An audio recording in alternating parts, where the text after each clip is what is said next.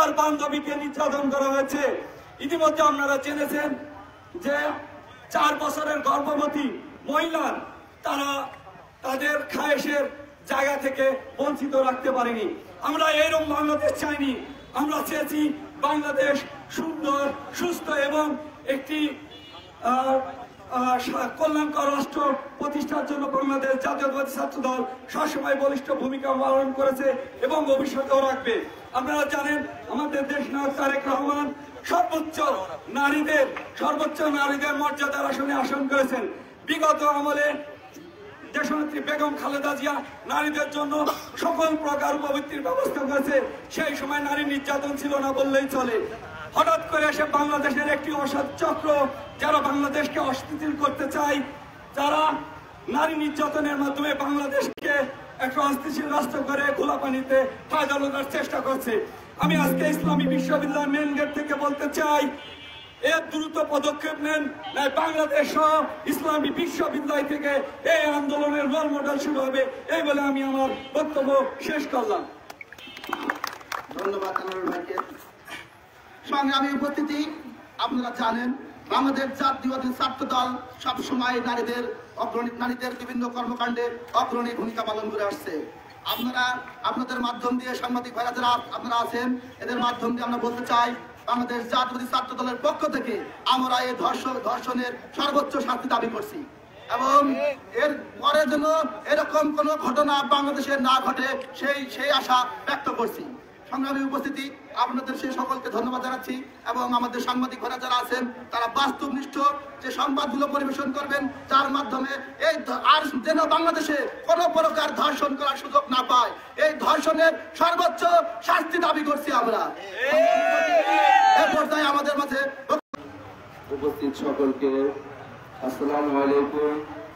জাতীয়তাবাদী ছাত্র দল কেন্দ্রীয় সংসদ কর্তৃক ঘোষিত সারা বাংলাদেশের সকল শিক্ষা প্রতিষ্ঠানে ধর্ষণ, নিপীড়ন, নির্যাতন, হেনস্থার প্রতিবাদে সরকারকে জানাতে চাই, আসিয়ার মতো বোনদের কেন এভাবে ধর্ষণ করা হচ্ছে, কেন বিচার করা হবে না, কতদিনের মধ্যে বিচার করতে হবে।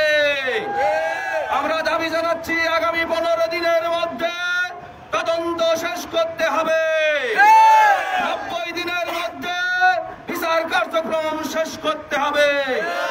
আমরা সর্বোচ্চ শাস্তি দাবি জানাচ্ছি, 90 দিনের মধ্যে তাকে মৃত্যুদণ্ডে দণ্ডিত করতে হবে। সারা বাংলাদেশে ধর্ষণের সিরিজ চলছে, সরকার ব্যর্থতার পরিচয় দিচ্ছে, আইন শৃঙ্খলা বাহিনী ব্যর্থতার পরিচয় দিচ্ছে। মনে হচ্ছে দেশে সরকার নাই। সেই ফ্যাসিস্ট শেখ হাসিনার সরকারের ছায়াতলে যেমন ছিল সরকারি কর্মকর্তা কর্মচারীরা সবাই সেইভাবেই আছে। আমরা দেখছি বিভিন্ন জায়গায় এসপি, ডিসি, ইউনো সব ওই ফ্যাসিস্ট শাসন আমলে যারা ছিল তারা পদায়ন হচ্ছে। সংস্কারের নামে তালবাহানা চলছে। সেই আওয়ামী ফ্যাসিস্টদেরই বিভিন্ন চেয়ারে বসাচ্ছে কারা, কত টাকার বিনিময়ে বসানো হচ্ছে সেই কর্মকর্তাদের, দুর্নীতিবাজ কর্মকর্তাদের। আমাদের আশপাশের এক জেলার ডিসি আছে, উনি দুদকের কমিশনার ছিলেন, এখন উনি ডিসি হয়েছেন। উনি ওর ঘাড়ের উপর ভর করে বিভিন্ন রকম তালবাহানা করে চলছে।